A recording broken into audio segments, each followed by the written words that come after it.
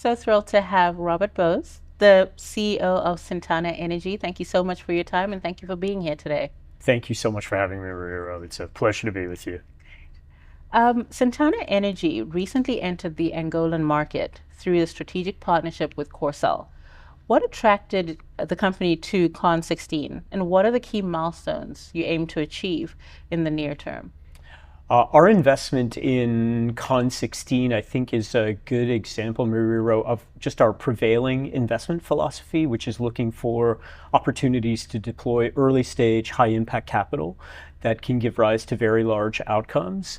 And I think our entry into Angola very much fits that bill. The way that we like to sort of shorthand the opportunity at Con 16 is it's kind of an onshore cost with an offshore prize. There has been a long history of production onshore in the Kwanza Basin in Angola, but as a result of many decades of civil strife, that production was shut in. But it is a demonstrated petroleum province. At one point, there was 9 producing fields, so a long history of production, but at the same time, a very significant level of underinvestment in exploration. It's very underexplored. I think the last exploration well drilled onshore in the Kwanza happened in the 1980s. So it brings to us the confluence of proven petrophysical opportunities with a very underexplored basin. And in Con 16 in particular, a well was drilled in the late 80s, which intersected with petroleum working systems at both pre-salt and post-salt intervals. And like the prolific offshore fields, both in Brazil and Angola, a lot of the opportunity at Con 16 is underpinned by these salt formations. And the sense in which it's an offshore prize, the current prospect that's the principal target, if we are able to replicate just the post-salt formation, that is almost 100 million barrels of recoverable resource. And if we are able to replicate the pre-salt, that's another 300 million barrels. So this is a 400 million barrel prize that has a well cost of $20 million. So were we to be drilling a similar prize offshore, the well cost could easily be 5-fold that number. And so in terms of Con 16 in particular, it really was sort of the confluence of a big potential prize, a relatively modest cost structure, and stepping into an opportunity that has significant runway, but has been proven to be a petroleum province. So we're really excited about it in terms of near-term milestones. The 2D acquisition campaign will start here shortly. The expectation is that will be complete early next year. And Corcel will be looking for some partners, at least in the first instance, to join us on drilling what will be the first exploration well drilled in the Kwanza Basin in almost 50 years, and one which we think will bring huge potential to the onshore business in Angola. So we're really excited, and the time frame is short, so that's really exciting. And your exploration portfolio spans both onshore and offshore assets in Namibia and Angola. How does Sintana Energy balance its investment and operational focus across the different regions and basins? Carefully, I think is the short answer. And it's very much, more an art than a science. But if we take a bit of a step back and we think about, what our business is and the risks that we take, we are very much in the risk-taking business. And I think that is easily expressed by the extent to which most of our capital deployment is in early stage basins that are still emerging. So for example, we made our country entry into Namibia in October of 2021. And so that was prior to the announcement of Shell, which opened the Orange Basin. So we made a decision to get involved early because we saw a lot of activity, we saw a lot of promise, but it was still quite early stage. And so the only sort of viable way to stay in business when you take risks like the ones we take is to have a portfolio. So when we construct that portfolio, we look to preserve the potential very large outcomes we have without concentrating too much of the portfolio in one place.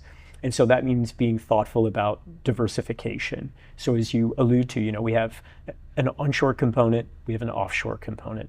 In Namibia, we have a license in the Walvis Basin. We have multiple licenses in the Orange Basin. We are partnered with multiple operators. These blocks are now in different stages of progress. So on the one hand, PEL 83 is home to Mopane, and so that is a development stage asset today, we're pleased to report. And conversely, we have a portfolio of very early stage exploration opportunities. So we really do look to create a portfolio that is diversified, but allows us to preserve exposure to quite large outcomes. Operationally, our business model, at least so far, has really contemplated partnering with operators and letting them really take the lead on all of the things which come with operatorship. So this is about efficiently deploying capital behind experienced operators, good partners, and people that can help us achieve very significant outcomes. So I guess you could say we do it the easy way. We partner with people who know what they're doing. And you mentioned Mopane. The Mopane 3X well in Namibia's Orange Basin has delivered promising light oil and gas condensate results. How do these discoveries shape your future exploration and development strategy in the region? I would say a couple of things, Mariro. To some degree, your risk appetite and investment strategy is always informed by your track record and your experience, and being so fortunate to be part of such a large discovery, I think has given us and many others a significant level of conviction in the power of this business to generate significant returns, not only for our investors, but for local communities, for basins, for countries. So when you have success, it sort of inspires you, I think, to do more. And I think that's certainly been the case with us on the back of our progress in the Orange Basin. I think that gave us confidence to do something in Angola to expand kind of the overall aperture of our portfolio. That said, I would note small sort of financially driven companies like ours are not the natural owners of large interest in large scale global development assets. So while it is very important for us to be able to deploy capital effectively, it's equally important for us to understand when it's our time to pass it on to others who are better attuned and accustomed to dealing with the risks of multi-billion-dollar development projects. And so I think the success at Mopane has given us the opportunity to experience that kind of life cycle of early stage investing, both in terms of deploying capital and hopefully being able to realize on the returns that capital can create. But I think if anything, it has made us more interested and excited about expanding the opportunities that we see, certainly regionally and beyond. And data acquisition and seismic surveys are critical to unlocking exploration potential. Can you share insights into the ongoing 2D seismic campaign at Con16 and how it informs your targeting strategy for the potential of 2026? The right people to really have that conversation with are our partners at Corcel, but I can tell you a little bit about what I know. As I mentioned in comments a few minutes ago, the acquisition campaign should start in the next month or so, if not a little bit sooner. So there has been a seismic contract that's been entered into, and Corcel will proceed with the service provider to acquire the 2D seismic. There is a fairly significant level of 2D coverage in the Kwanza Basin that already exists, and Con16 as well has decent data coverage. But it was important with respect to maximizing the visibility and promise of the initial prospect to be able to add to that. So in terms of how it informs what happens next, the plan is to utilize that data, which we expect to be available early next year, to just improve and amplify the discussions that we can have with potential partners to come in and partner with Corcel and by extension Sintana to drill that well next year. So as you allude to, none of these things happen without good quality data and a strong story to go with it. As exciting as everything that we talk about is, it's big risks and the outcomes are binary. So the better the data, the better the story, the better the potential to attract the right partner and ultimately get the right outcome. And partnerships seem clear to be central of your growth strategy, both with companies like Corsal, like you mentioned, and well, the government entities like NAMCOR. How do these collaborations enhance your ability to identify and develop new energy opportunities in Africa? I will tell you that, and I've been saying this a fair amount recently, the single biggest driver of any investment experience that we have is the partners we choose. And you can buy good assets with the wrong people, and it'll be a very difficult experience. And you can buy assets that are difficult with the right people, and you can deliver really big things. And so partnerships are by far the most important part of what we do.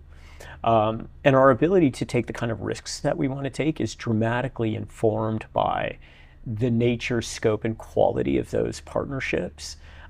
Because we really are deploying capital at some of the earliest stages, and the intrinsic subsurface risk is so vast that we really need to try and focus on the risks that we can better manage, which are the overground complexities.